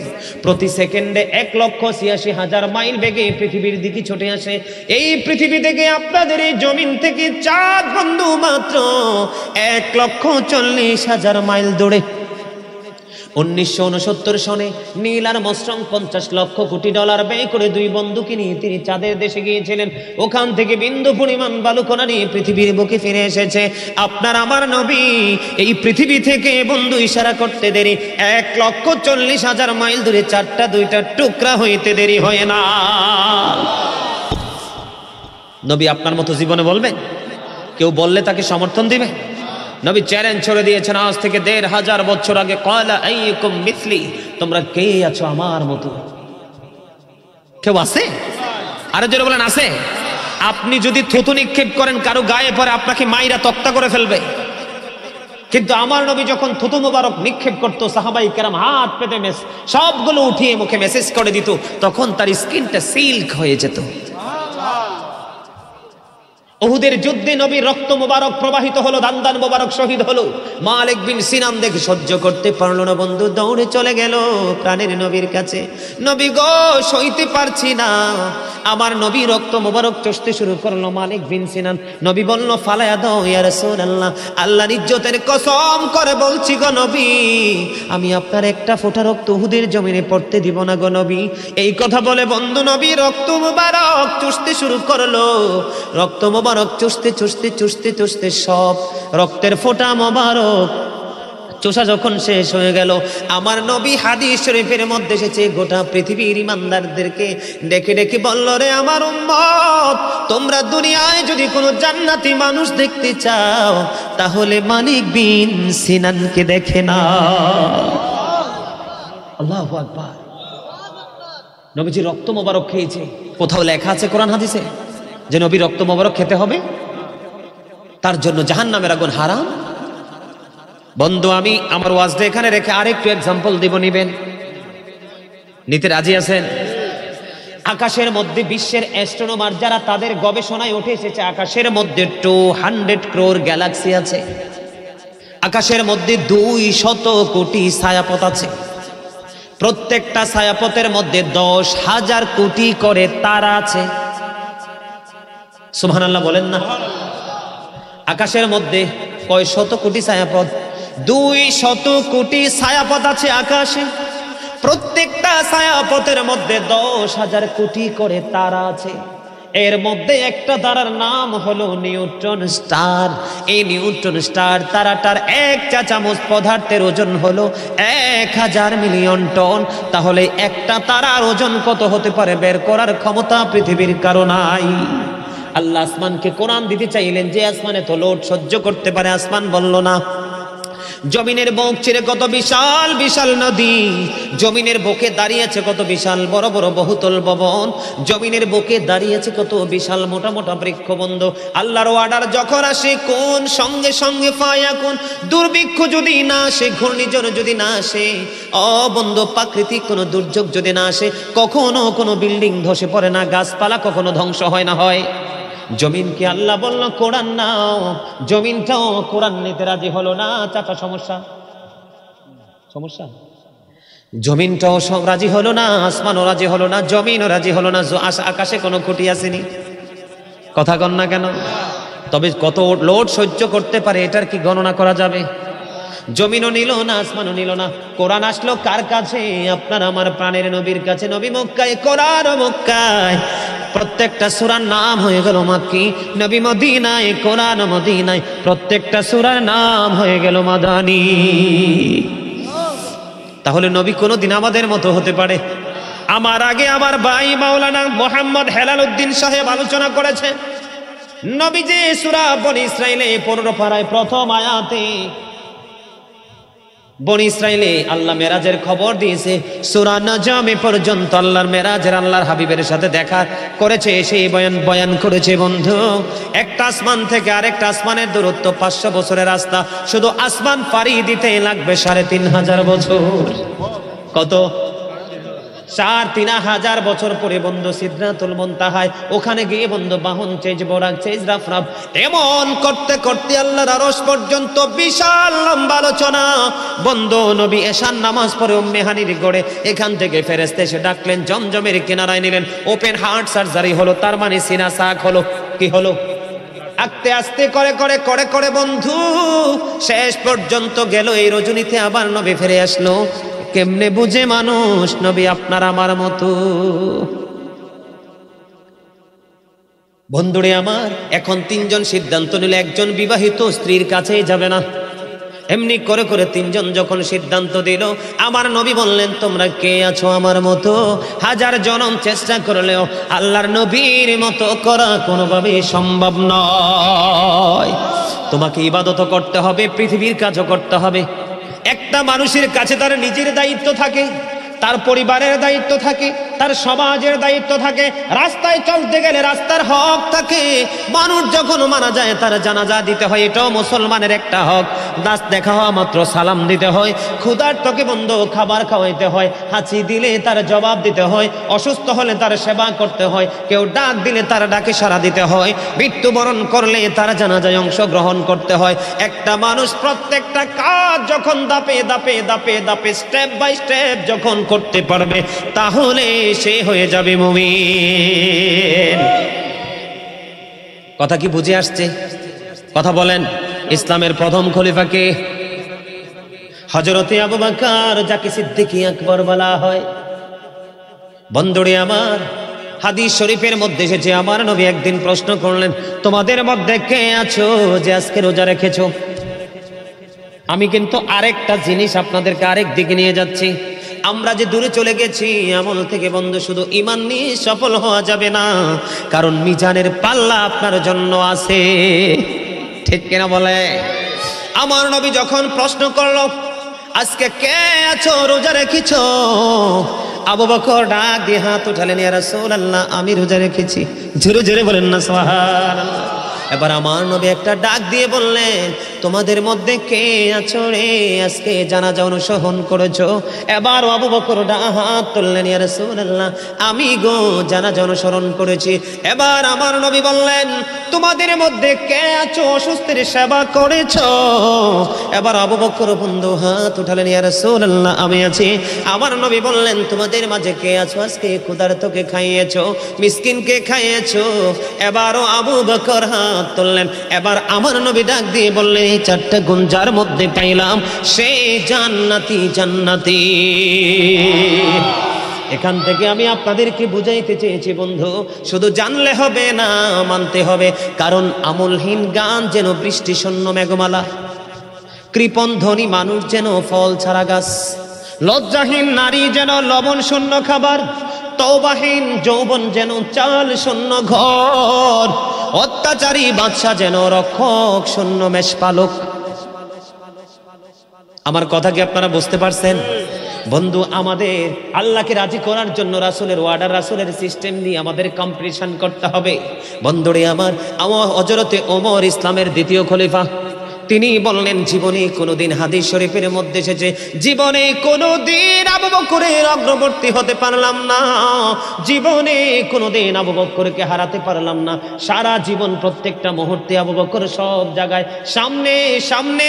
হযরত ওমর বললেন, আমার নবী বলেছেন তাবুক যুদ্ধের পড়বে, তোমরা আল্লাহর পথে দান করো। তখন ওমর বললেন, আমার কাছে আল্লাহর হুকুম, তখন নিয়ামত সম্পত্তিও ছিল। এবার আমার নবী যখন বলল, এবার আমি আমার নবীর কাছে সম্পত্তি নিয়ে গেলাম। বন্ধুরা আমার মন দিয়ে শোনেন, আমার নবীর আদর্শ কত চমৎকার, শিক্ষা কত নিয়ামত। আমার নবী হযরত ওমরকে ডাক দিয়ে প্রশ্ন করলেন, ওমর, ওমর, তুমি সম্পদ নিয়ে এসেছো? ইয়া রাসূলুল্লাহ, এনেছি। তোমার ফ্যামিলি পরিবারের জন্য কতটুকু রেখে এসেছো? এবার ওমর উত্তর দিল, ইয়া রাসূলুল্লাহ, এখানে যেইটুকু এনেছি ঠিক সেই পরিমাণ আমি আমার পরিবারের পরিজনের জন্য রেখে এসেছি। এখানে বন্ধু ওমরের ফয়সালা হয়ে গেল।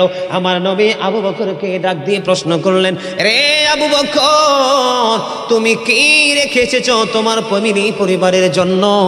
এবার আবু বকর ডেকে ডেকে বলতেছেন, ইয়া রাসূলুল্লাহ, ইয়া হাবিবাল্লাহ, আমার যত সম্পত্তি ছিল, দৌলত ছিল গো, আমি সবটুকু নিয়ে এসেছি।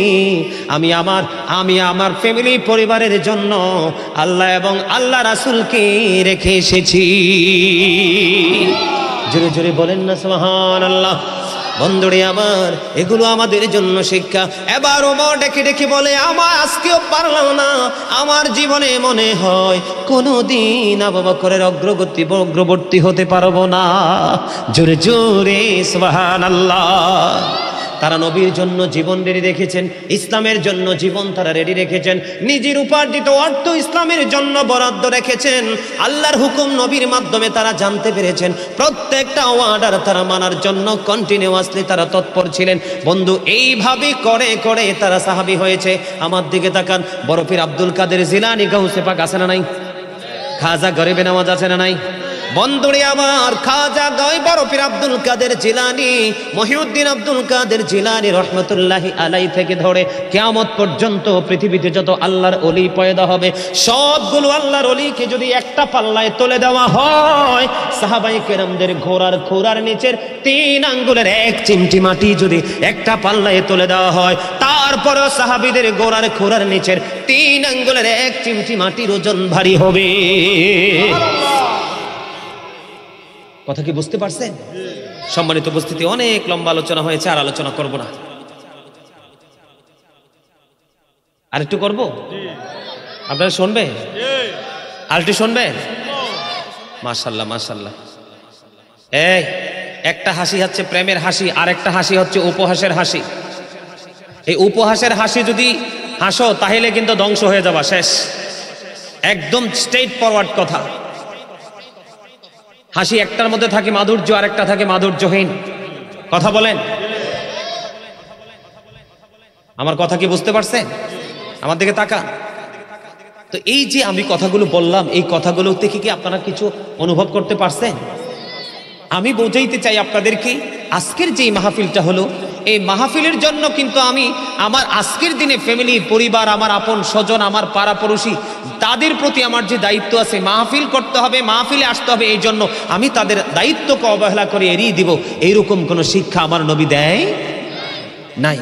আমি আপনাদেরকে এটাই বুঝাইতে চেয়েছি। সম্মানিত উপস্থিতি, আমি আপনাদের সকলকে বিনীতভাবে অনুরোধ করব, এখন বর্তমান প্রেক্ষাপট নিয়ে একটু আলোচনা করব, যেহেতু এখানে ইয়াং ম্যানরা আছে, একটু আলোচনা করা দরকার না? নিতে দরকার আছেন তো? আপনারা নিতে প্রস্তুত আছেন তো? আপনাদের এলাকায় কি বিয়ে শাদীতে গান বাদ্যযন্ত্র হয়? হয়?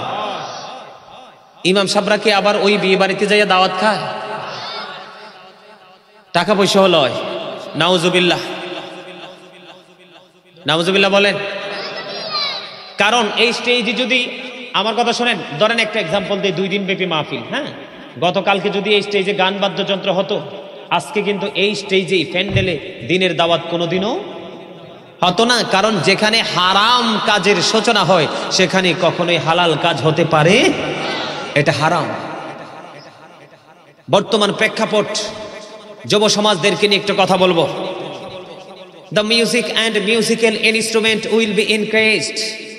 কিয়ামতের পরবক্ষণে গান বাদ্যযন্ত্র বেড়ে যাবে, এটা কিয়ামতের আলামতের মধ্যে অন্যতম একটা আলামত। আমার দিকে তাকান, বিয়ে কি ফরজ না? এখনকার ছেলে মেয়েগুলো কি দুষ্ট হয় না ভদ্র হয়? কেন জানেন? আমি তো টক তেঁতুলের বীজ যখন মাটিতে বপন করেছি, এটা কিন্তু কিছুদিন আগে এই বীজ থেকে গাছ উঠেছে না? পরিপূর্ণ হয়ে যখন তেঁতুল ধরবে, তেঁতুলটা কি মিষ্টি হবে না কি টক হবে? আমি বীজটা যেমন এনেছি ঠিক ফলটাও তেমন হবে। তো আপনি বাবা মা তো নষ্ট, বর্তমান প্রেক্ষাপটের বাবা মা তো নষ্ট, বর্তমান প্রেক্ষাপটের বাবা মা ম্যাক্সিমামই দুষ্ট, বর্তমান প্রেক্ষাপটের পিতামাতা ম্যাক্সিমামই পথভ্রষ্ট, লানতপ্রাপ্ত, অভিশপ্ত। কেন জানেন? কারণ বাবা মা দুজনের আলিঙ্গনটা হয় কোরআন হাদিসের আইনের বিরুদ্ধে থেকে। কোরআন হাদিসের আইন মোতাবেক বিয়ে হয় না। আমি আপনাদেরকে বলি ছোট্ট করে, আমার রাসূল বলেছেন মাঠে পানি দিলে যেমনি ফসল তৈরি হয়, ঠিক গানের মাধ্যমে একটা মানুষের কলবে তেমনি নোংরামি তৈরি হয়। আমার রাসূল বলেছেন গানের আসরে যারা যায় ওরা পাপী। গানের আসরে যাওয়া পাপী লোকদের কাজ, কান লাগাইয়া গান শোনা ফাসেকদের কাজ, আর গান থেকে মজা নেওয়া কুফুরির অন্তর্ভুক্ত। অনেকে গান শোনার পরে বলে না যে গানটা অনেক সুন্দর বা মজা, খুব ভালো লাগছে, সেই ভালো লাগছে বলা মানি কুফুরির অন্তর্ভুক্ত, কুফুরি করে ফেলা। রং দেখছো, হন রঙের ডিব্বা দেখো নাই। কি বলছি বুঝতে পারছো? তামাশা শুরু করেছো, তামাশার শেষটা দেখো নাই। তোমাদের যেই বর্তমান ইয়াং মেন যারা আছো, তোমরা ম্যাক্সিমামই পথভ্রষ্ট। বন্ধুরে আমার নবী আরো জানিয়ে দিয়েছেন 14 গ্রামে ওয়াইয়াহুজ্জুন, তারা হজ করবে। 14 গ্রামের যুবক হাসি হাসো না।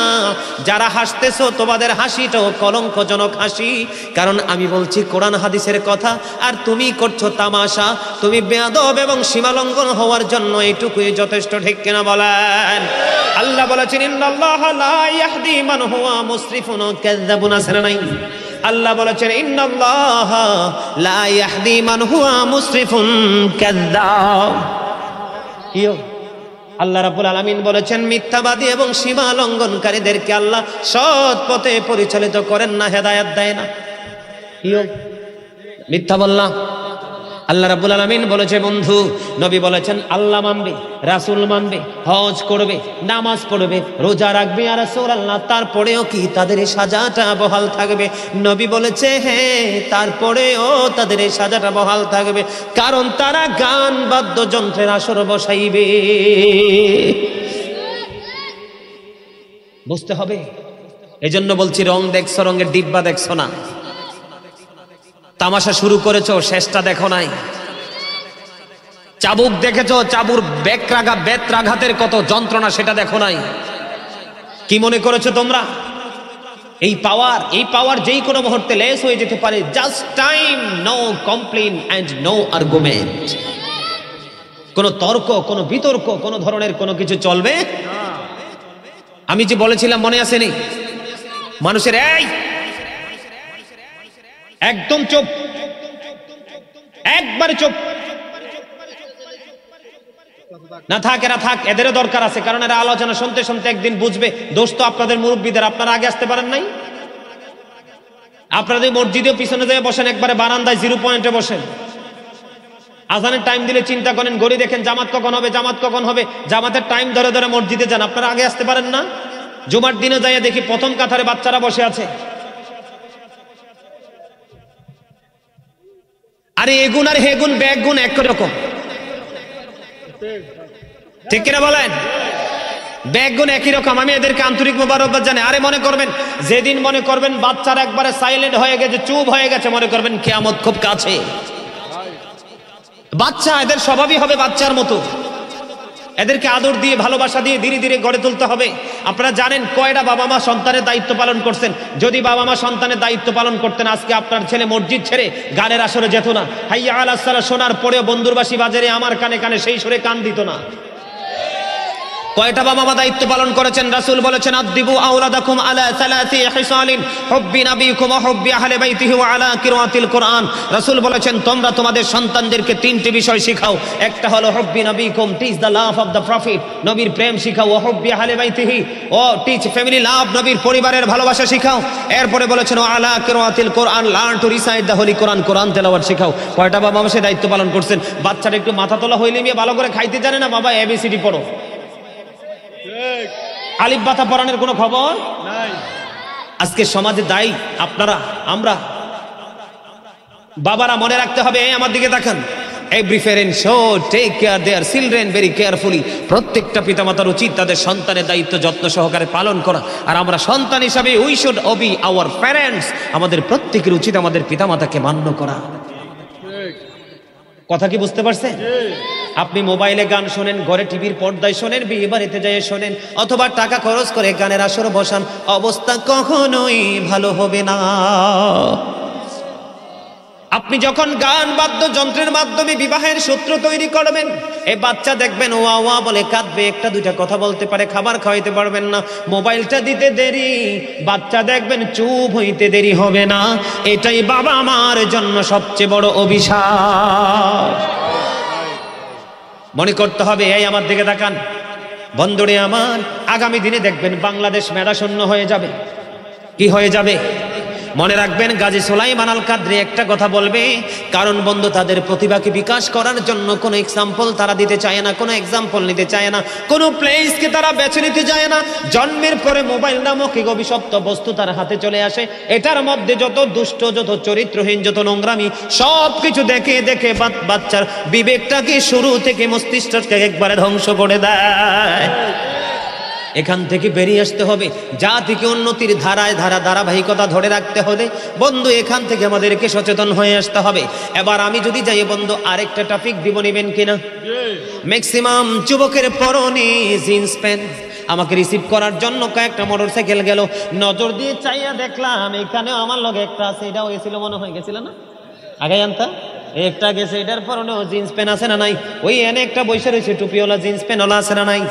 ওই আমার লগে আইছে আমার একজন সঙ্গী, হ্যাঁ ও সরকারি চাকরি করে, কিন্তু দেখতে বেড়া সুট্টু, বেড়া কি সুইটটা, কিন্তু খোলে শুধু গিটটা।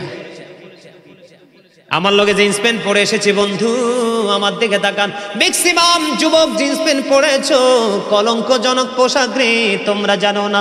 সূরা আরাফের 26 নম্বর আয়াতে আমার দিকে তাকান, আল্লাহ রাব্বুল আলামিন বলেছে, ইয়া বানি আদম কদ আনজালনা আলাইকুম লিবাসান ইউওয়ারি সাওয়াতিকুম ওয়া রিশান ওয়া লিবাসুত তাকওয়া যালিকা খায়র।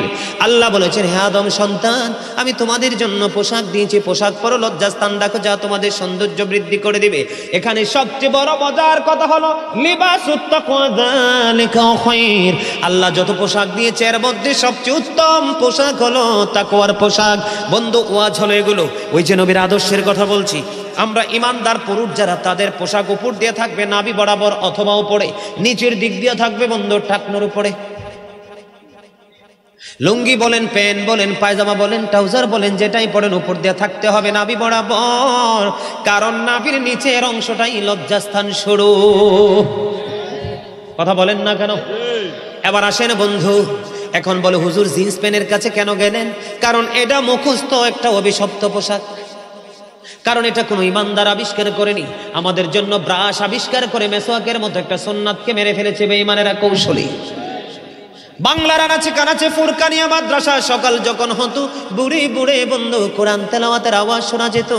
এই কোরআনকে বন্ধু হত্যা করে ফেলেছে কিন্ডারগার্টেন আবিষ্কার করে, এটা বিদুর্মীদের কৌশল। আজকের পোশাক মুসলমানের লজ্জাকে ধ্বংস করে দিয়েছে। উপর দিয়ে থাকে নাভির নিচে, নিচে দিয়েও থাকে টাকনুর নিচে।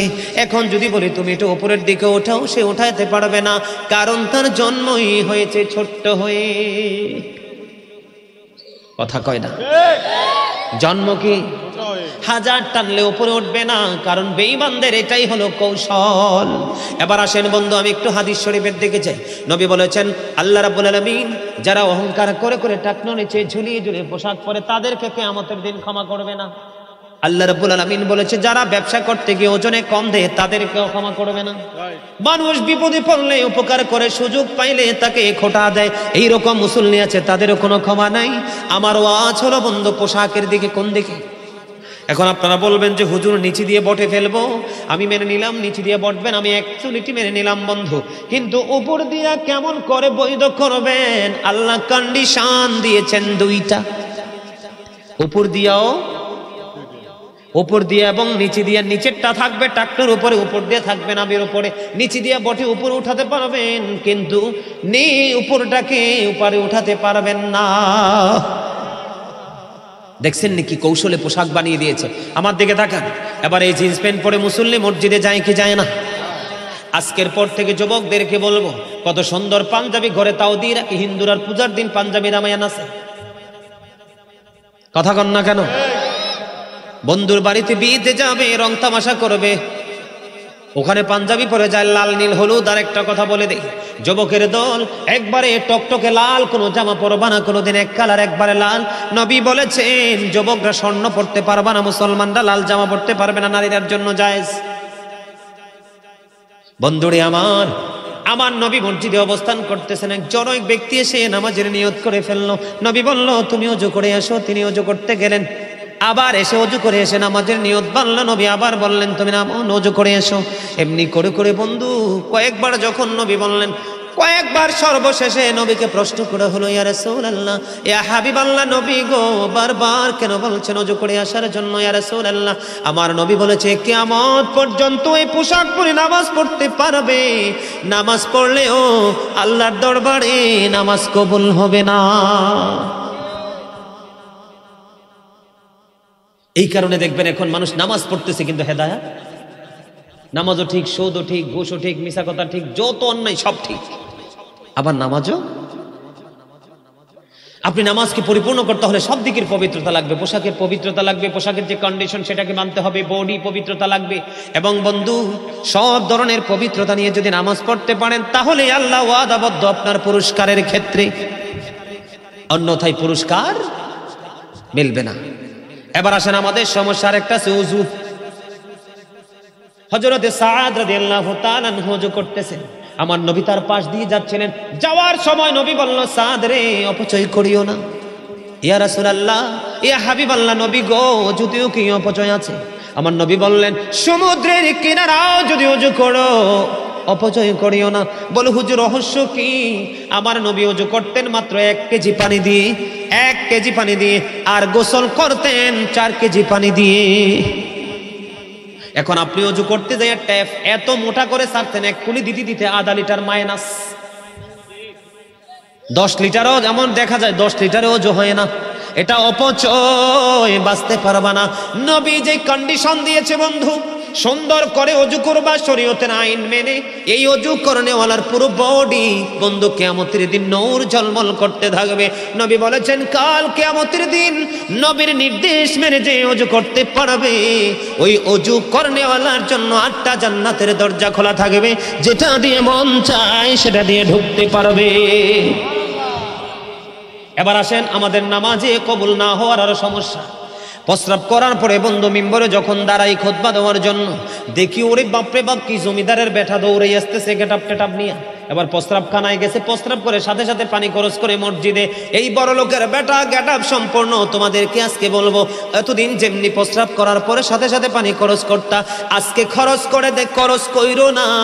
আজকে এখন থেকে স্টাডি করে দেখবা, তোমার প্যান্ট হোক, লুঙ্গি হোক, পায়জামা হোক, প্রস্রাব ফোটা ফোটা করে দেখবা ভিজে যায়। কারণ পুরুষের প্রস্রাব সহজে এটা কি হয় না, ধীরে ধীরে একটু এক্সারসাইজ করতে হয়। মাটির টুকরা নিবা, টিস্যু নেবে, বেটের টুকরা নিবা, একটু হাঁটাহাঁটি করবা। যখন তুমি মনে করবা আমি ক্লিয়ার, তখন তুমি যে করবা, তাহলেই তোমার নামাজ কবুল হবে। কারণ সাদ বিন মুআজ রাদিয়াল্লাহু তাআলা আনহু ইন্তেকালের পরে জানাজা শেষ করে তারে যখন দাফন করা হলো, নবী তার কবরের পাশে দাঁড়ায় দাঁড়ায় বন্ধ দোয়া করতেছে। সাহাবায়ে কেরাম প্রশ্ন করলো, ইয়া রাসূলুল্লাহ, নবী গো, ও নবী, তার কবরের পাশে তাসবিহ তাহলিল পাঠ করার কারণ কি? আমার নবী বলতেছেন সাদ বিন মুআজ যেমন একজন বুজুর্গ লোক, আল্লাহর প্রিয় বুজুর্গ লোক, তার ইন্তেকালে 70,000 ফেরেশতা তার জানাজায় অংশগ্রহণ করেছে, তারপরেও তার কবর আযাবের সম্ভাবনা রয়েছে।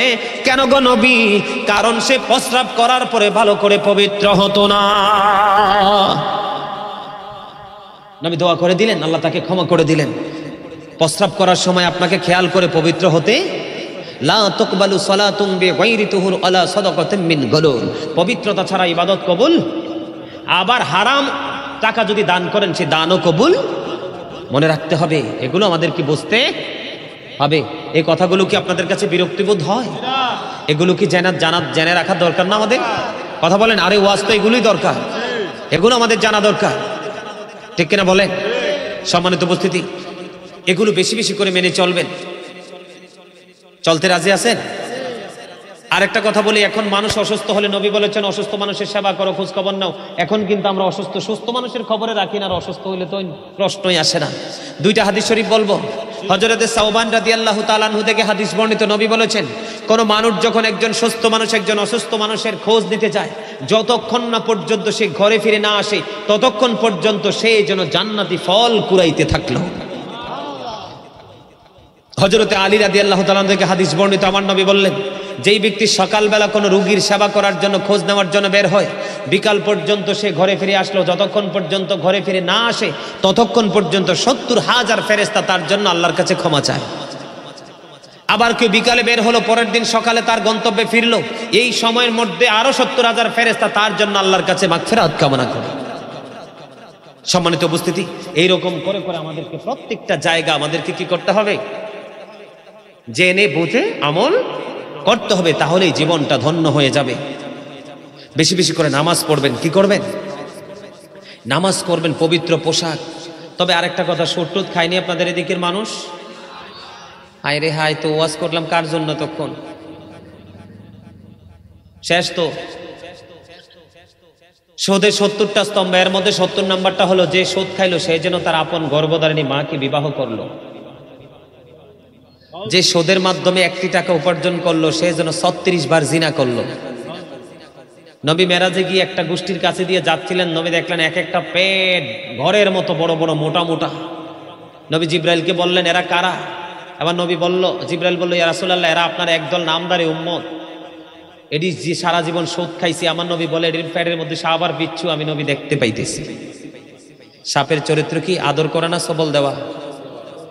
সুদখোর সম্পর্কে অনেক তথ্য দিয়েছে, যে নোংরা যিনি সুদ খায়, যিনি সুদ দেয়, যিনি সুদের সাক্ষী হয়, যিনি সুদের ইসলাম লেখে, সুদ সম্পর্কে 1 মিনিটের কথা বলে যারা সাপোর্ট দেয় সবার জন্য একই রকমের সাজা। এদের জন্য হাদিস শরীফের মধ্যে এসেছে একটা খাবার বরাদ্দ, তিনাতুল খাবাল। ইয়া রাসূলুল্লাহ, খাবারটা কি? নবী বলেছেন আরেকটা জাহান্নামের নিংরানু, রক্ত, পুজ অথবা ঘাম। নাউজুবিল্লাহ বলেন না। শোনেন, আজকের পর থেকে বেশি বেশি করে তওবা করবেন। কি করবেন? যেই ব্যক্তি আল্লাহকে ভয় করে মাছির মাথার সমপরিমাণ 1 ফোঁটা চোখের জল ফালাবে, 1 ফোঁটা, কয় ফোঁটা? মাছির মাথার সমপরিমাণ, তার জন্য জাহান্নামের আগুন হারাম হয়ে যাবে। এখন শীতকাল না, শীতের দিনের সম্পর্কে একটা হাদিস শরীফ কইতাম নেই। সম্মানিত উপস্থিতি, আমার নবী শীতের দিনে বের হলো। বের হওয়ার পরে হঠাৎ করে নজর দিয়ে দেখলেন গাছের পাতা বিরামহীন ভাবে ঝরে ঝরে পড়ছে। তো পড়তে দেখে আমার নবী গাছের ডাল ধরলেন। ধরতে দেরি, যেটা এমনি ঝরে লাগলে তো আরো বেশি ঝরে। কথা বলে না কেন? আরো জোরে। তখন হাদিসের রাবিকে ডাক দিলেন, উনি উত্তর দিলেন লাব্বাইকা ইয়া রাসূলুল্লাহ, আমি হাজর। রাবি ছিলেন হযরত আবু যর রাদিয়াল্লাহু তাআলা আনহু। তিনি বললেন ইয়া রাসূলুল্লাহ, আমি হাজির। তখন নবী বললেন তুমি চাইয়া দেখো, শীতের দিনের কারণে গাছের পাতা যেমনি শুষ্ক হয়ে ঝরে ঝরে পড়ে, আল্লাহর বান্দা যখন আল্লাহকে পাওয়ার আশায় মন প্রাণ খুলে যখন নামাজের মাধ্যমে আল্লাহর কুদরতি কদমে সিজদা দিবে, তখন এই গাছের পাতার মতো তার সবগুলো গুনাহ ঝরে পড়ে যাবে। সেইভাবে নামাজ। আজকে কিন্তু আমি এক দিক নিয়ে আলোচনা করিনি, বিভিন্ন দিক নিয়ে আলোচনা করেছি। সম্মানিত উপস্থিতি, বিভিন্ন দিক থেকে তথ্য দিয়েছি। আরো সময় পেলে আরো দিতে পারবো, কিন্তু প্রতিদিন তো মাহফিল, অনেক লম্বা সময় আলোচনা করে ফেলছি। একটু দোয়াটাও করতে হবে না? তাবারও কাছে নেই? ও আচ্ছা, ঠিক আছে, একটা কাজের কাজ করছেন। তাবার উঠতে এত কষ্ট করে রাইন্দা বেড়া দেয়, পরের দিন কয় লবণ হয়েছে না। তো কি দরকার আছে তাবারুক ছাড়া? কথা বলেন, কথা বলেন। আপনারা কি রাসূলকে দাঁড়ায় সালাম দেন? দেন? দেন? বসি তো রাসূলকে দাঁড়ায় সালাম দেওয়া যায় না, এটা আদবের খেলাফ। আপনারা যদি কেউ সালাম দেন দিবেন, নাইলে আমি দিব একটু সালাম। কারণ আপনারা সবাই জানেন আমি কিন্তু রাসূলকে দাঁড়িয়ে সালাতু সালাম দেই। কেন দেই জানেন? হাসান ইবনে সাবিত রাদিয়াল্লাহু তাআলা আনহু মসজিদে নববীর মিম্বরে রাসূলের শান যখন গিয়েছিলেন দাঁড়িয়ে গিয়েছিলেন।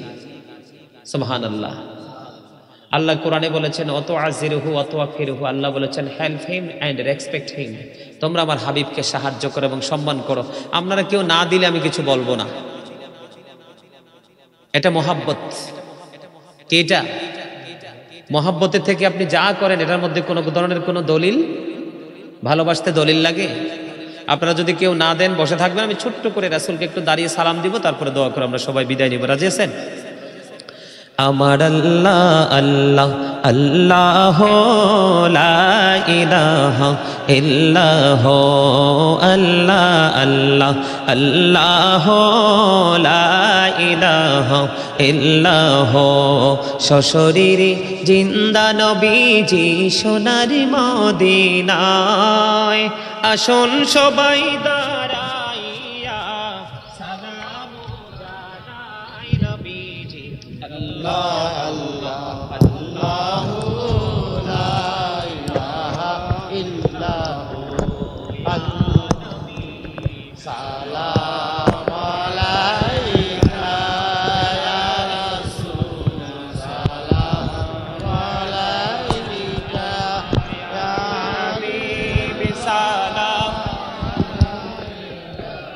সালামাতুল্লাহ।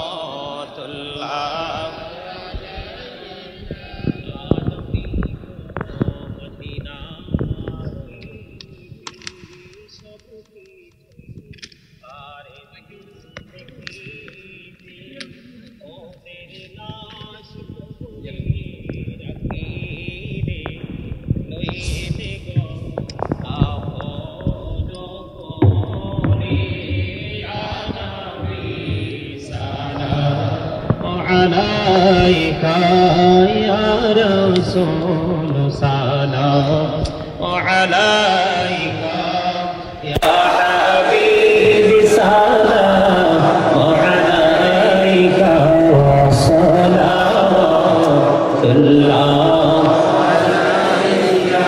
আজ যদি পড়তাম মদিনা শীতল হইতো